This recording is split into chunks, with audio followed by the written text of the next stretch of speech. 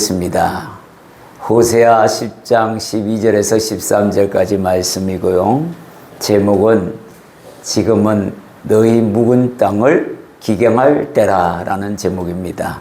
그래서 묵은 땅이란 얘기는 실제적으로 땅을 얘기할 수도 있겠지만 영적으로 얘기하면 마음밭을 이야기하고 내 인생밭을 이야기합니다. 우리가 호세아 10장 12절에서 13절의 말씀을 우리 한 목소리로 또박또박 천천히 봉독합니다. 너희가 자기를 위하여 공의를 심고 그 인애를 거두라. 너희 묵은 땅을 기경하라. 지금이 곧 여호와를 찾을 때니 마침내 여호와께서 오사 공의를 비처럼 너희에게 내리시리라. 너희는 악을 밭가라 죄를 거두고 거짓 열매를 먹었나니 이는 네가 내 길과 내 용사의 많음을 의뢰하였음이라. 아멘. 오늘 본문의 말씀을 잠깐 살펴보고 좀 뒤에 가서 디테일하게 살펴보도록 하겠습니다. 호세아가 굉장히 어두운 시대의 선지자로 부름을 받았습니다. 나라가 거의 패망되어 가고 있는 그런 시점에서 다시 한번 주님께서 주의 종을 보내서 땅을 기경하여 새롭게 만들라라고 이야기하고 있습니다. 이만큼 하나님은 징계하기를 싫어하시는 거예요. 원래 하나님의 본심은 우리에게 뭘 주는 거예요? 축복을 하는 겁니다. 복을 주시는 거예요. 그런데 우리가 그 받을 그릇이 못 되니까 너 그 그릇 좀 깨끗이 씻어서 와라. 그래야 내가 채워주마. 이런 메시지가 이 안에 있는 겁니다. 내 마음판이 더러워 죽겠는데 우리는 그거를 어제 먹은 밥그릇에다가 다시 새 밭을 오늘 24시간 지난 그 밥그릇에 다시 복을 담아 달라고 하니 그게 복이 되겠냐는 거예요. 곰팡이 피어가지고 그렇게 까맣게 된 그 밥그릇에다 다시 복을 담아 달라면 그 복이 온전하겠냐는 거죠. 쉽게 상하고 만다는 거예요. 복을 복으로 받아들이지 않는다는 얘기입니다. 여기에 보면은 너희가 자기를 위하여, 누구를 위하라는 거예요? 우리를 위하여. 하나님을 위해서도 아니고 너를 위해서 공의를 심고 인애, 사랑을 거두라. 이게 하나님 우리를 위하여 말씀하시는 이 말씀 메시지. 너희 묵은 땅을 기경하라 명령입니다. 이거 해야만 가능한 거야. 지금이 여호와를 찾을 때라고 합니다. 여호와와 함께 있을 때라고 이야기합니다. 물론 과거도 그랬지만 지금 그렇게 해야 미래가 보장된다는 이야기를 하고 있는 겁니다. 여기는 과거는 뭐야? 기경해서 다 엎어버리고 현재 하나님을 찾고 예수님을 찾아서 네 삶을 완전히 바꾸라. 그래야 네 미래가 보인다. 여기 과거, 현재, 미래가 다 담겨있는 메시지라고 합니다. 그러면 주님께서 뭐예요? 네 땅을 기경할 마음만 네가 먹으면 공의를 비처럼 내려서 그 땅을 갈 수 있게, 아주 쉽게 갈 수 있게 만들어 주리라. 이것까지 주님이 도와주겠다는 약속까지 함께 합니다. 그런데 13절에 가서 뭐라고 얘기합니까? 그렇지 않다는 거예요. 너희들이 마음밭을. 왜? 악을 밭가라 죄를 거두고 거짓 열매를 먹고 싶어하는 너희들의 본성은 여전하다라는 얘기예요. 이게 어디서부터 오느냐? 네가 내 길과 내가 걸어가고자 하는 길, 욕망입니다. 야망이고 그리고 내 용사의 많음을 의뢰하였습니다. 하나님의 말씀을 의뢰하고 의지하려야 되는데 하나님께서 명령하신 말씀에 귀를 기울여야 하는데 네 용사라는 얘기는 뭐예요? 네가 가지고 있는 무기 삼고 있는 것들. 그게 뭡니까? 명예를 향하여 가는 것, 성공을 향하여, 세상 성공을 향하여 가는 것. 이런 모든 길들이 다 삐뚤어졌다는 거예요. 그게 바로 악을 밭가라 죄를 거두고 거짓 열매를 먹는 너희들이다. 이거 없애야 한다. 이렇게 선지자를 통해서 말씀합니다. 이 두 절을 가지고 모든 메시지를 담고 있습니다. 자, 그렇다면 첫째, 우리가 묵은 땅이란 무엇인가? 라는 겁니다. 우리의 마음밭이고 우리의 인생밭입니다. 여러분의 인생밭은 어떤 겁니까? 뒤돌아 보십시오. 정말로 과거에 내 한때는 야, 나 정말 대단한 믿음을 내가 갖고 있었는데 지금 보니 그 믿음, 그때 그 믿음을 지금 믿음과 연결해 보니 아이고야, 거기 그때 내가 무슨 정신으로 그랬는가. 이런 마음이 들면 그 사람은 잘 가고 있어요? 못 가고 있어요? 못 가고 있는 거예요. 과거의 믿음보다도 못하다는 얘기잖아요. 자기 스스로가. 그러면 안 된다는 거예요. 야, 과거에는 내 삶이 이 모양 이 꼴이었는데 야, 지금은 내가 예수 믿음으로 말미암아 바뀌었다. 내 인생밭이 완전히 바뀌었구나. 내가 그분이 없었으면 어떻게 살았을꼬. 이런 고백이 있다면 그 사람은 제대로 가고 있는 사람입니다. 네 인생밭의 열매가 무엇인가? 인간의 전통으로 쓸모없는 생각들로 고집으로 회개하지 않으려는 마음으로 죄를 알아야 회개를 하죠. 목회자는 오늘도 죄에 대해서 얘기하는데 저놈의 죄는 대체 얼마나 많길래 나는 하나도 없는데, 이런 생각하고 있으면 안 된다는 겁니다. 미래보다도 과거에 얽매여 가지고 살아가는 인생밭 다 갈아엎어 버려야 된다는 거예요. 이거 기경하라는 거예요. 예. 유행가 가사도 나오잖아요. 싹 다 갈아엎어 주세요. 예? 우리 모두 이거 정말 은혜로운 말씀 아닙니까? 예. 가요인데도 불구하고 싹 다 갈아엎어 달라고 해야 합니다. 그래야 뭘 다른 걸 심죠. 그렇지 않나요? 그죠? 이런 것들을 우리에게 지금 요구하고 있다는 겁니다. 자, 그러면 묵은 땅에서 나온 소산물을 한번 살펴보면 악을 바꿔라 죄를 거두고 따먹는 열매는 거짓이다. 이렇게 우리가 방금 읽었습니다. 예, 악을 갈았는지 선을 갈았는지조차도 모르는 신앙인들이 많습니다. 요즘 TV를 보더라도요, 미디어를 보더라도 엄청, 거기는 직분이 상관없습니다. 목사부터 시작해가지고 저기 이제껏 예수를 믿는 사람까지 합쳐서 전부 그래요. 악을 악으로 구분 못하고 죄를 죄로 구분 못하고 그냥 자기가 알고 있는 것이 선이고 자기가 알고 있는 것이 옳은 길이라고 생각하는 사람들 너무 많습니다. 특히 정치판에 들어가면요, 가관입니다.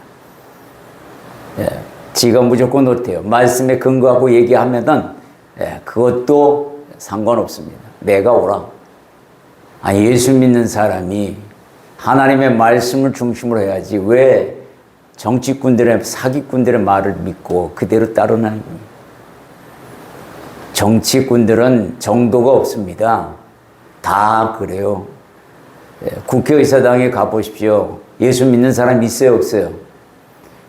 엄청 많습니다. 근데 그 사람들이 언제 한번 하나님의 말씀을 얘기하던가요? 아니면 당권에 대한 이익만 논하던가요?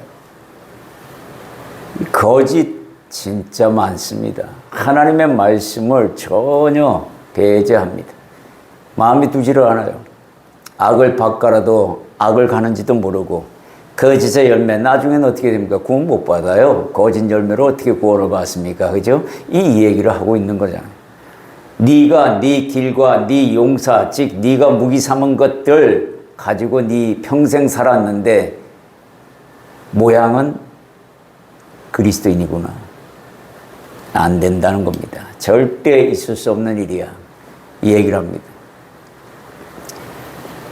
이 마음판에 두 번째는 뭐냐면 이 마음에 거짓 정보들을 담아두면요, 거짓 열매가 생긴다는 거예요. 여러분들 잘 알 겁니다. 마태복음 24장 23절에서 24절에 주님께서 이렇게 말씀하셨어요. 그때에 사람이 너희에게 말하되 보라, 그리스도가 여기 있다 혹은 저기 있다 하여도 믿지 말라. 거짓 그리스도들과 거짓 선지자들이 일어나는데요, 엄청나게 일어납니다. 근데 그냥 말로만 하면 괜찮은데 표적까지 보이고 기사까지 보여요. 안 넘어갈 수가 있나요? 할 수만 있으면 택하신 자들도 미혹하리라. 다 넘어갑니다. 안 넘어갈 수가 없는 거예요. 말씀만 가지고는 안 되는 세상이 되어버린다는 얘기예요. 주님이 분명히 이렇게 얘기합니다. 거짓 정보를 어떻게 구별해야 합니까? 여러분들 거짓 정보 구별하면서 듣습니까? 헷갈리게 말하기 때문에요. 내가 알고 있는 믿음 가지고 말씀 가지고 잣대를 삼기 때문에 그 사람이 그 일부를 맞게 말해버리면 전부를 맞는 줄 알고 믿어버리는 게 우리 마음의 속성입니다. 그렇기 때문에 굉장히 위험한 거예요. 특히 요즘은 그렇습니다. 미디어, 즉 AI 시대에 살아가고 있습니다. 이 AI 시대, 코로나 팬데믹이 만들어낸 산물이기도 합니다. 이 AI는 잘 쓰면 성령의 검이 됩니다. 잘못 쓰면 마귀의 검이 됩니다. 이걸 구별할 수 있어야 해요. 요즘 같은 시대에 AI를 거치지 않고, 누가 그런 말 하더라고요. AI를 거치지 않고 설교 준비하는 목사는 뒤떨어진 목사래요. 그토록 그렇게 정보가 많은데 많은 정보를 사용해서 성도들에게 먹여주는 것이 목회자가 할 일이다. 이렇게 바뀌었습니다. 여러분들. 과거에 하나님이 주시는 성경을 읽고 성령의 감화 감동으로 받은 말씀을 전하는 것보다도 AI에서 말하는 모든 정보, 이미 이루어져 있는 정보들을 간추려서 보급받아서 그것을 말하는 게 더 은혜롭다는 거예요. 이런 시대로 가고 있다는 겁니다. 목회자들 세계에서도 그렇게 평가하는데 어떤 방향을 잡고 가야 하는지 이거 굉장히 힘들잖아요. 그죠? 여러분들 벌써 헷갈리잖아요. 아니 성령의 감화 감동을 받아야 맞지 AI의 감화 감동을 받았어야 되겠는가. 근데 그걸 사용하지 않는 목회자는 도태되어 있는 목회자라. 어떻게 보면 맞는 것 같고 어떻게 보면 틀리는 것 같고 헷갈리잖아요. 이런 것 시대에 있다라는 겁니다. 여러분들이나 저나 미디어를 보면, 유튜브를 보면 많은 설교들을 듣고 배울 수 있습니다. 근데 그걸 내가 생각하고 있는 거와 수준에 맞다 그러면 100% 믿어버립니다. 하나의 의심 없이. 그리고 그걸 다른 사람에게 전하죠. 바이러스가 따로 없는 거예요. 근데 조금 믿음에 바르게 서 있는 사람은 듣고는 확인을 합니다. 자기가 직접 확인을 하든지 성경을 읽고 아니면 하나님이 내게 주신 목회자에게 물어보든지 그런 꾀가 있어야 해요. 지혜가 있어야 합니다. 나를 살리는 지혜가 있어야 해요. 거짓 정보를 그대로 믿지 마시고 거짓일 수도 있다라는 걸 퀘스천 마크 해서 여기 주님이 말했잖아요. 말세 때에는 거짓 그리스도가 여기저기 나타나니 믿는 자, 택한 자도 미혹되리라. 그러니까 정신 바짝 차려야 되는 겁니다. 지금 웃으면서 보낼 시기가 아니라 이 얘기를 하고 있는 거잖아요. 그죠? 자, 그러면 무엇으로 땅을 갈 것인가? 주님이 땅을 기경하라 라고 얘기했어요. 그럼 뭘로 갈아야 하느냐라는 거예요. 나를 위해서 가르라고 합니다. 근데 그 무기가 있어야죠. 뭐 도구가 있어야 밭을 갈 때 제일 필요한 게 뭐예요? 쟁기잖아요. 근데 쟁기가 있어야 갈 거 아닙니까? 내 마음밭을, 내 인생밭을 말입니다. 그게 뭐예요? 바로 공의입니다. 공의를 행하라고 이야기합니다. 공의를 심으라고 이야기합니다. 하나님의 말씀으로 갈아엎으라고 합니다. 하나님을 찾으면 그 준다는 거예요. 예수님을 찾으면 주신대요. 그 무기를. 주님께서 도와주신답니다. 네가 말씀을 마음에 딱 두려고 마음 먹는 그 순간 내가 비처럼 내려서 네 마음밭을 아주 갈기 쉽게 만들어 주리라. 나도 도와준다는 이야기를 하고 계셔요. 고린도후서 6장 7절에는 이렇게 그 도구를 분명하게 이야기해 주고 있습니다. 고린도후서 6장 7절 함께 있습니다. 진리의 말씀과 하나님의 능력으로 의의 무기를 좌우에 가지고 뭘 가지라고 그랬어요? 진리의 말씀과 하나님의 능력을 좌우 손에 들고 갈아엎어야 합니다. 이것밖에는 답이 없어요. 히브리서 기자는 더 이야기합니다. 4장 12절에 보면 함께 있습니다. 하나님의 말씀은 살아있고 활력이 있어 좌우의 날선 어떤 것보다도 예리하여 혼과 영과 및 관절과 골수를 찔러 쪼개기까지 하며 또 마음의 생각과 뜻을 판단하나니. 성경을 보면은 이런 것까지도 진짜 세밀하게 잘 적어 놓습니다. 그래서 저는 성경이 정확무호하다라고 이야기합니다. 흠이 하나도 없다고 저는 100% 믿습니다. 성령님이 사람을 도구로 삼아 썼는데 흠이 있을 리가 있겠습니까? 여기 보면 혼과 영과 관절과 골수, 육체를 이야기합니다. 즉 혼, 영, 육을 이야기해요. 순서를 이렇게 바꿨습니다. 영, 혼, 육이 아니라 혼이 먼저 나옵니다. 하나님의 말씀이 내 안에 들어가면요, 생각이 바뀝니다. 이 혼을 보통 생각이라고 얘기하는데, 꼭 그렇다는 건 아니지만, 이게 이제 포괄적으로 얘기하면 그렇다는 얘기입니다. 생각을 바꾸게 됩니다. 그러면 영이 살아납니다. 이 영과 생각이 바뀌면 행동이 바뀝니다. 이런 개념이에요. 이걸 다 찔러 쪼개기까지 하는 거예요. 하나님의 말씀이. 근데 하나님 말씀을 들었는데 졸음만 와. 이건 어떻게 되는 거예요? 어떻게 돼요? 말씀을 받을 마음가짐이 안 되어 있는 거지. 다른 걸 걱정하고 어제 밤새 내가 딴 거 걱정하다가 잠이 부족하여 진짜 받아야 할 말씀에는 끄뻑끄뻑 졸기만 하고 주님한테 무난 인사만 허벌나게 해야 되는 그런 일들이 벌어진다는 거예요. 그럼 마귀가 좋아하는 일들. 진리의 말씀이 지금 선포되는데 내가 내 혼과 영과 골수까지 다 살리려고 하는데 그 능력이 내게 있어야 하는데 그 말씀이 지금 전해지고 있는데 내가 어떻게 좋을 수 있겠는가? 골키퍼들이요. 축구를 할 때 갑자기 나와서 죄송합니다. 골키퍼들이 훈련할 때 말입니다. 눈을 감지 않는 훈련을 한답니다. 공이 이마를 향해서 날아오잖아요. 그런데도 공이 부딪힌데도 눈에 흙이 들어가는 한이 있어도 눈을 감으면 안 됩니다. 이게 훈련 방법이래요. 왜? 공을 놓치면 안 되니까.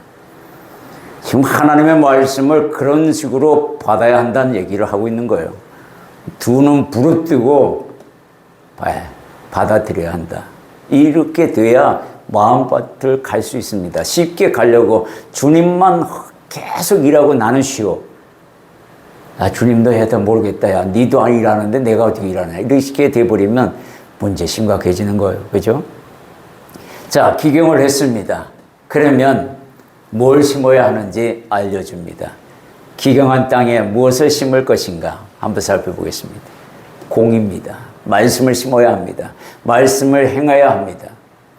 창세기 4장 7절에 보면은 가인이 범죄를 하기 전에 하나님께서 찾아옵니다. 아벨을 쳐 죽이기 전에 아벨을 들에다가 유인해서 거기서 아무도 없는 곳에서 돌로 쳐 죽이는 것을 주님이 미리 아시고 가인을 찾아와 가지고 죄를 짓기 전에 마음을 돌이키라고 이야기합니다. 그 내용이 창세기 4장 7절에 나와 있습니다. 함께 있습니다. 네가 선을 행하면 어찌 낯을 들지 못하겠느냐. 선을 행하지 아니하면 죄가 문에 엎드려 있느니라. 죄가 너를 원하나 너는 죄를 다스릴지니라. 우리가 왜 죄에 빠지느냐? 선을 행하지 않기 때문에 그렇습니다. 선을 품고만 있고 행하지를 않아요. 이러면 하나님의 영광이 드러나지 않습니다. 말씀을 행하라고 이야기합니다. 말씀은 행하는 겁니다. 행해야 그 말씀이 내 안에 온전히 심어지고 열매를 맺는 일이 벌어지는 겁니다. 선을 행하라는 것은 하나님의 말씀이 선입니다.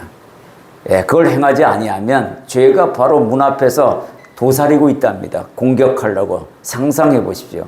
문을 딱 열었는데 사자가 으르렁거리고 딱 나랑 눈이 마주치고 있어요.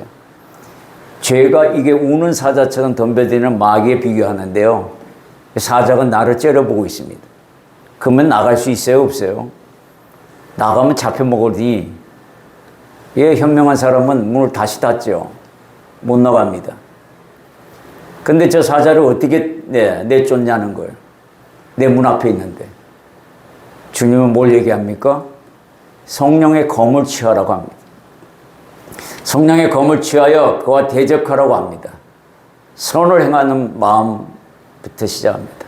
그러면 다시 문을 열면 그 사자는 사라지고 없어진다는 거예요.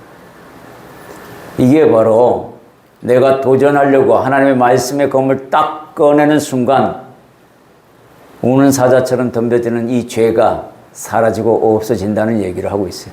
이건 바로 죄를 다스리는 능력입니다. 성령의 검은 그런 데 사용하는 겁니다. 내가 말씀을 많이 알고 있어 이런 데 사용하는 게 아니고요. 그 말씀의 검을 자기에게 향하는 거예요. 나의 죄를 잘라 없애버리는 도구로. 그래서 혼과 영과 골수와 관절까지 다 찔러 쪼개기 한다는 이야기가 바로 그런 내용들입니다. 그렇다면은 묵은 땅을 기경하지 못하는 방해꾼들이 있습니다. 그 방해꾼을 한번 살펴보도록 하겠습니다. 먼저는 뭐냐면 싸움에 임하는 태도입니다. 여러분들 죄와 싸우는데 어떤 태도를 가지고 있어요? 적군이 나의 생명을 노리려고 앞에 서 있습니다. 완전 무장하고요. 근데 여러분은 어떤 무장을 하고 그 방해꾼을 제거하려고 합니까? 태도는 히브리서 기자가 우리가 죄와 싸우는 태도에 대하여 이렇게 말씀합니다. 너희가 죄와 싸우되 아직이란 단어를 써요. 피 흘리기까지 대항하지 아니하고 바라보고만 이고 있다는 거예요. 저거 싸울까 말까? 싸우긴 싸워야 되는데 이거 참 싸우려니 내 마음이 괴롭고 안 싸우자니 주님이 나를 괴롭힐 것 같고 죄를 지으려고 하는 특히 성욕에서 많이 그런 일들이 벌어집니다. 이런 것들 싸우는데요. 아직 피 흘리기 아직 멀었다는 거예요. 주님 보시기에 아직 멀었다 너. 이 얘기를 하고 있잖아요. 야, 싸우려고 하면은 나 생명 걸고 싸워야지. 요셉이 어떻게 싸웠어요? 내가 하나님 앞에 득지할 수 없노라 하고 오히려 그 여자를 깨우치게 하잖아요. 내가 당신 주인이, 당신 남편이 당신 이 집의 모든 것을 내게 붙이고 내가 다 다스릴 수 있으나 당신 한 사람만큼은 예외입니다. 그 왜 그러냐면 당신은 그와 한 몸이기 때문에, 당신 남편과 한 몸이기 때문에 내가 득지할 수 없다고 피하잖아요. 도망가 버리잖아요. 이걸 이야기하는 거예요, 지금. 죄와 싸우는데 욕망이 불꽃들이 하면 그 여자 유혹에 넘어가잖아요. 이 넘어가는 과정을 뭐라 그래요? 성경은 아주 이쁘게 표현합니다. 여자가 두 눈을 껌뻑거리며 너를 유혹할 때 그가 그 여자에게 넘어갈 때는 뭐라고요? 도살장에 끌려가는 소와 같구나. 죽는 일만 남았다는 얘기잖아요. 이거 아직도 피 흘리기까지 아니하고 하나님 앞에 이렇게 하면 안 됩니다. 무조건 도망치고 피해야 되고 대항해서 싸우려고 마음 먹으면 요셉처럼 확실하게 깨닫게 해주고 그리고 피하는 거예요. 그 결과는 하나님이 말씀하시고 하나님이 이끄신다라는 거예요. 피 흘리기까지 내가 싸우리라. 내가 깡통을 찾는 한이 있어도 내가 싸우리라. 내 생명이 닿을 때까지. 안 그러면 내 영이 죽는 걸. 이렇게 이야기돼야 합니다. 두 번째는 뭐냐면 무엇을 입고 싸울 것인가 하는 거예요. 싸우는데 피 흘리기까지 싸우는데 그냥 맨몸으로 싸울 수는 없잖아요. 딘탁뒤도 두드러 맞기만 하고 나중에는 어떻게 돼요? 내가 지쳐 쓰러지니까 입고 싸워야죠. 전쟁터에 나가는 사람이 총 칼을 안 들고 무기 하나도 없이 맨몸으로 나가는 사람이 누가 있어요? 가장 어리석은 사람이지. 주님께서 무기를 줍니다. 사도 바울을 통해서 이야기합니다. 에베소서 6장 10절에서 17절까지의 내용인데 16절 17절만 보겠습니다. 함께 있습니다. 모든 것 위에 믿음의 방패를 가지고 이로써 능히 악한 자의 모든 불화살을 소멸하고 구원의 투구와 성령의 검 곧 하나님의 말씀을 가지라. 이 세 가지 무게를 들으는 거예요. 무기를. 도구를 들어야 됩니다. 모든 것 위에 믿음의 방패. 여기에 믿음의 방패 앞에 모든 것을 집어넣습니다. 어떠한 사소한 것도 믿음의 네가 가지고 있는 방패에 접목해보라는 겁니다. 그게 옳은 건지 아닌지. 그래서 저들이 쏘는 불화살들을 다 막아내라는 겁니다. 소멸시키라는 거예요. 이건 믿음밖에 없어요. 야야, 그 가짜야. 그 얘기를 방패로 삼아서 막아내야 하는데, 방패가 자기 전신을 다 가릴 정도로 크면 다행인데, 요만한 방패만 들고 그 쏘는 불화살들을 어떻게 다 막을 수 있겠어요? 믿음의 방패가 전신을 커버할 만큼 커야 합니다. 그래서 이 앞에 모든 것이라는 게 붙는 거예요. 하나님께서 모든 것을 내게 허락하시기도 하지만 내가 힘든 것은 막아주시기도 한다라는 그 믿음의 방패만 있으면 형통한 길은 걸어가게 되어 있다라는 이야기를 하고 있습니다. 구원의 투구를 쓰래요. 투구 중에서도 이 구원의 투구는 반드시 써야 됩니다. 왠 줄 아세요? 저나 여러분에게 마귀가 뭐로 공격하냐면 생각으로 공격합니다. 그죠? 가룟 유다에게 예수를 팔 생각을 넣었더라. 생각으로 공격하는 게 굉장히 많습니다. 구원의 투구를 쓰면 그 생각들을 구분할 수 있는 능력을 말씀 안에서 구분해야 합니다. 근데 이 구원의 투구를 쓰면요, 구원의 기쁨을 다윗은 회복하려고 무진장 노력했습니다. 그게 사라졌더니 밧세바하고 간암이나 저지르고, 내가 너무 힘들더라. 이거 구원의 기쁨을 딱 소유하잖아요. 마귀가 쏘면 우울증이 온다. 공황장애가 온다. 물론 다른 증상으로 오는 경우가 있습니다. 생각으로 얘기하는 부분에 있어서 그렇습니다. 그러면 이 안에서 어떻게 돼요? 구원의 기쁨으로 그걸 소각시켜버려야 되는 거예요. 구원의 기쁨에 대한 그 화력으로 그 생각들을 소각시켜버려야 돼. 오히려 예수를 팔아라. 아니 무슨 소리야. 돈보다도 더 귀한 것이 하나님의 말씀인 것을 소각시키고 없애버려야 되는데, 그걸 잡아 당겨가지고 내 것으로 만들어가지고 은 30개면 얼마나 귀한 돈인가. 구원의 기쁨이 있을 리가 없죠. 그러면 사로잡는 거예요. 이 구원의 기쁨을 머릿속에서 마음속에서 빼뜨려 놓거나 게을리 생각하면 마귀는 언제든지 공격합니다. 성령의 검, 유일하게 공격 무기입니다. 다른 거는 다 나를 위해서 방패의 무게지만 저 검은 공격입니다. 그러니 여러분들이 말씀을 얼마나 잘 알아야 돼요. 선교를 갑니다. 말씀을 모르고 선교 가는 걸 난 진짜 반대합니다. 가가지고요, 마귀에게 농락만 당하고 오는 경우가 너무 많아요. 뭘 보는 줄 아세요? 사람을 보고 옵니다.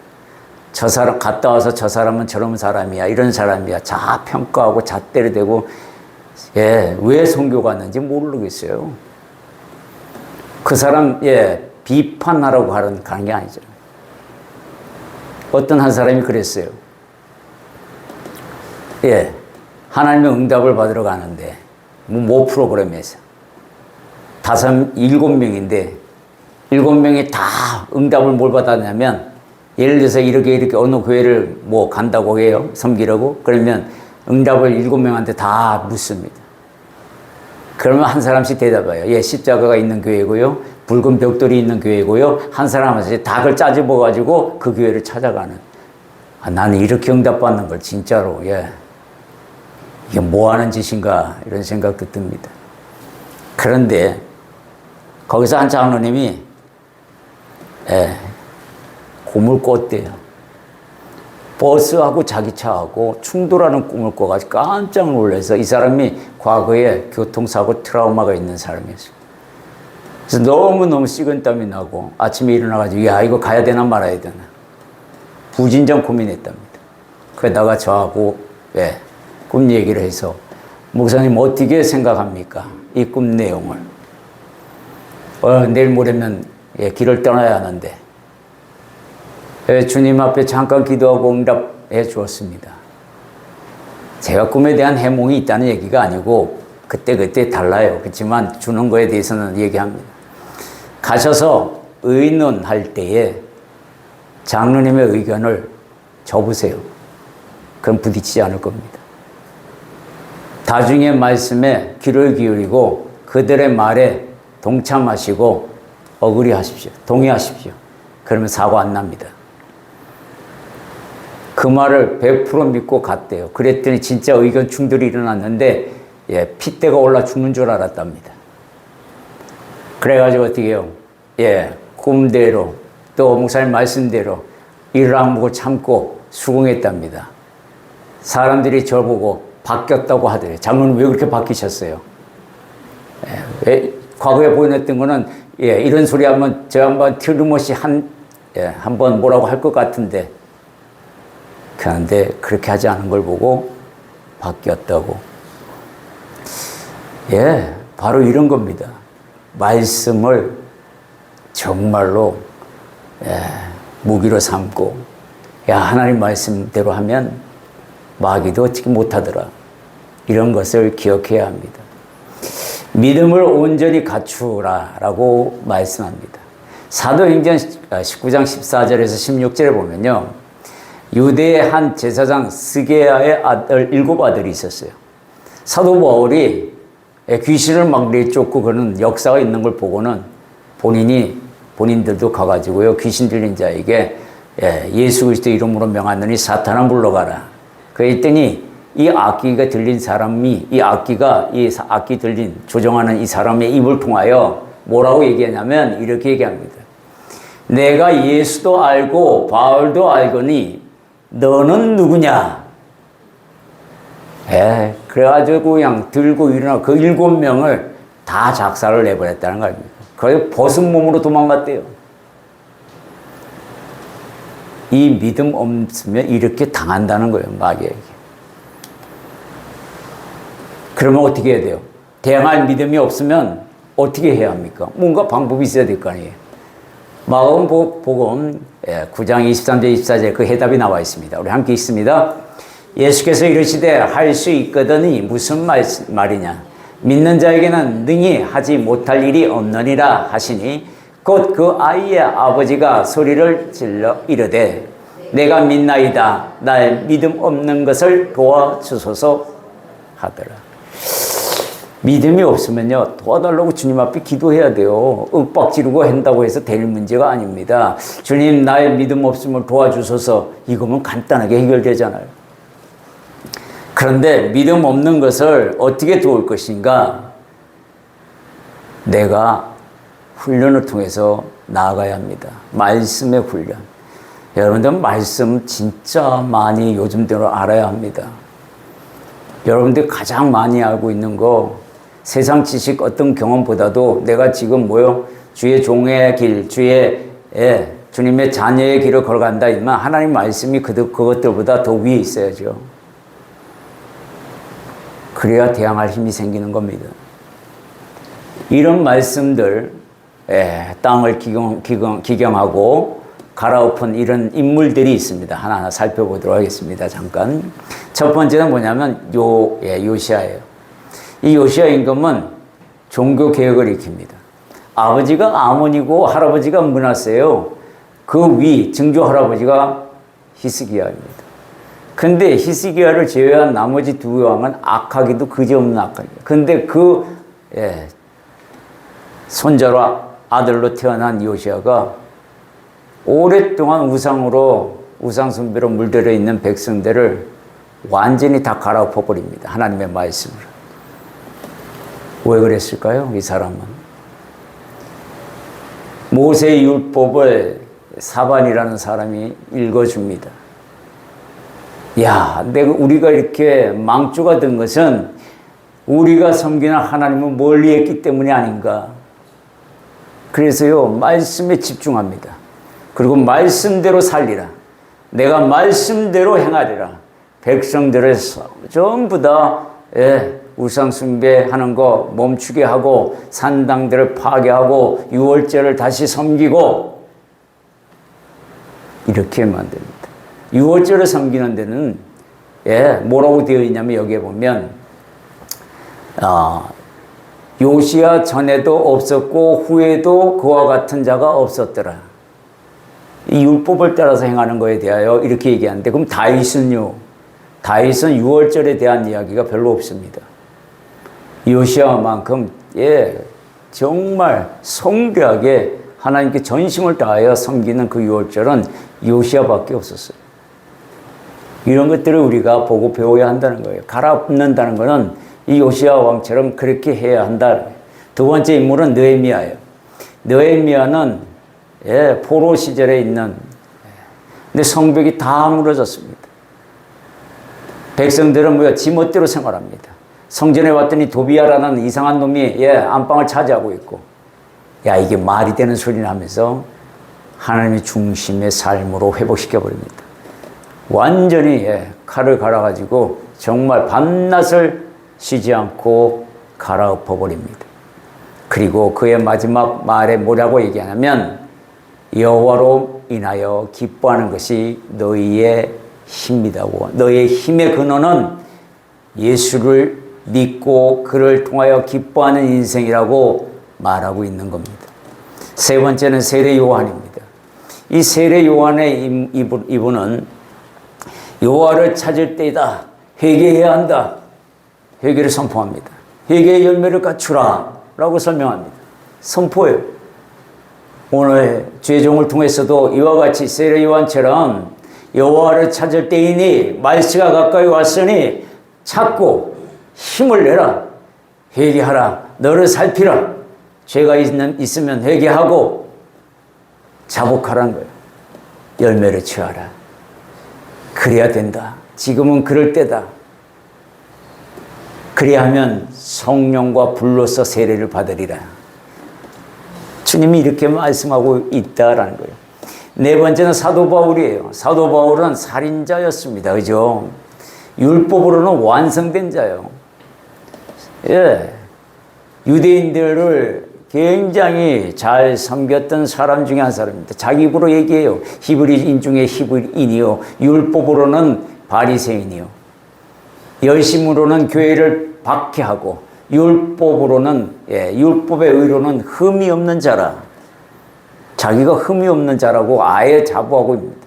근데 이 사람이 디모데전서 1장 15절에 보면은 뭐라고 얘기해요? 죄인 중에 괴수라고 얘기합니다. 나를 갈아엎은 사람은 이런 고백을 하게 되어 있습니다.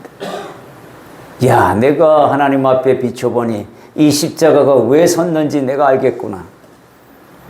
내가 정말 하나님 앞에 괴수구나. 나는 당신을 추종하는 자를 핍박했고 박해했고 지금도 그 자를 잡아 죽이려고 가는 길에 당신은 나를 사랑하사 또 그들을 사랑하사 그것을 막았고 나 또한 변화시켜 나를 당신의 일꾼으로 삼으시니 내가 죄인 중에 괴수입니다. 이 괴수도 포기하지 아니하시고 다시 살리시고 당신의 일꾼으로 쓰시니 너희는 나보다 더 큰 의인이 아니냐. 그러니 너희도 큰 희망이 있노라. 이 말씀이 저 괴수 안에 들어가 있습니다. 결론을 말씀드리면 지금이 곧 여호와를 찾아 묵은 땅을 기경할 때이라고 성경은 가르치고 있습니다. 성경을 무기로 삼아서 싹 다 갈아엎으시기 바랍니다.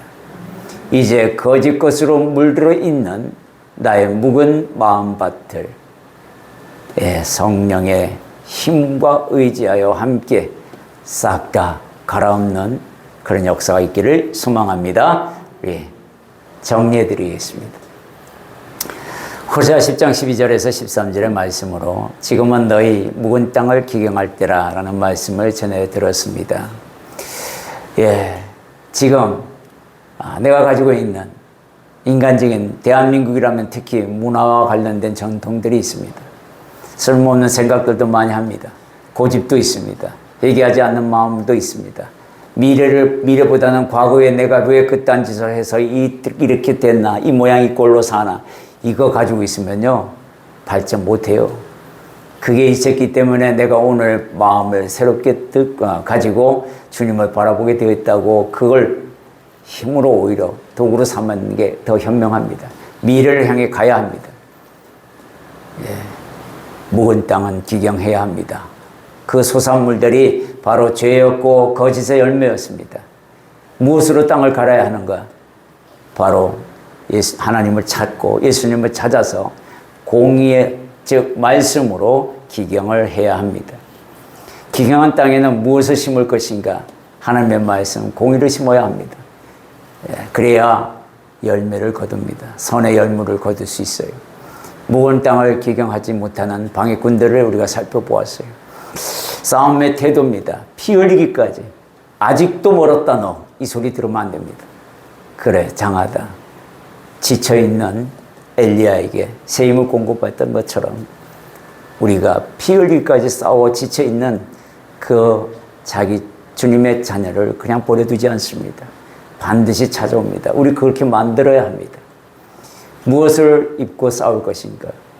바로 뭐요? 믿음의 방패와 구원의 투구와 성령의 검을 가지라고 이야기합니다. 믿음을 온전히 갖추라고 권면합니다. 스게야의 아들 7 아들이 행한 짓을 너는 마음에 두고 그와 같은 일을 하지 말라고 얘기합니다. 대항할 믿음이 없을 때는 어떻게 해야 합니까? 바로 주님 앞에 기도해야 합니다. 나의 믿음 없음을 도와주소서 기도하셔야 해요. 이 말씀들을 실천한 인물들을 우리가 살펴보았어요. 요시야, 느헤미야, 진짜 어려운 환경 속에서도 싹 다 갈아엎어버리고 하나님이 싫어하는 우상숭배 전부 스톱시키고 다시 돌아오라. 다시 돌아오라. 세례 요한은 지금이 여호와를 찾을 때고 너희가 회개할 때다. 이 시간이 지나버리면 다시는 기회가 없다. 사도 바울이 얘기합니다. 나는 죄인 중에 괴수다. 너희는 나보다 뛰어나지 않느냐. 그러니 구하라. 주실 것이다. 찾으라. 찾아낼 것이다. 두드리라. 열릴 것이다. 주님은 분명히 그를 통하여 말씀합니다. 결론으로 지금이 곧 여호와를 찾아 묵은 땅을 기경할 때라고 성경은 말씀하고 있습니다. 이제 거짓 것으로 물들어 있는 나의 묵은 마음밭을 성령으로 갈아엎자라는 말씀이었습니다. 우리 결단하는 기도 갖도록 하겠습니다. 기도하겠습니다.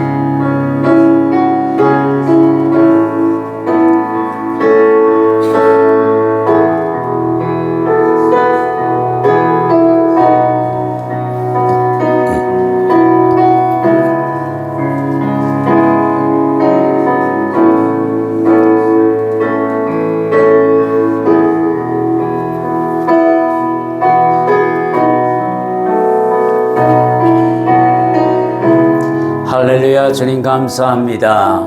주님, 오늘 주님께서 주신 말씀 정말 하나님, 내가 묵은 땅, 내 인생의 묵은 마음밭과 인생밭을 다 갈아엎기를 원합니다.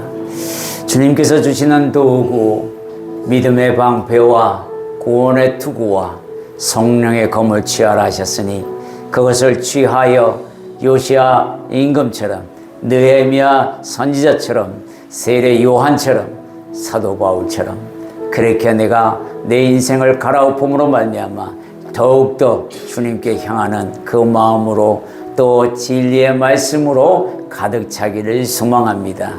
아직까지 피 흘리기를 게을리하고 또 그렇게 엉성하게 싸우는 태도가 아니라 진심으로 하나님을 사랑하는 그 마음으로 구원의 기쁨을 회복하여서 성령의 검으로 저들과 싸울 때 최선을 다하여 싸우는 그런 마음 내가 가지겠나이다. 거짓 것으로 물들어 있는 나의 묵은 마음밭을 성령으로 갈아엎어 주옵소서. 주님, 결단하며 나아가는 주님의 자녀들을 기억하시고 성령의 단비를 부어 주옵소서. 예수님 이름으로 기도드립니다. 아멘.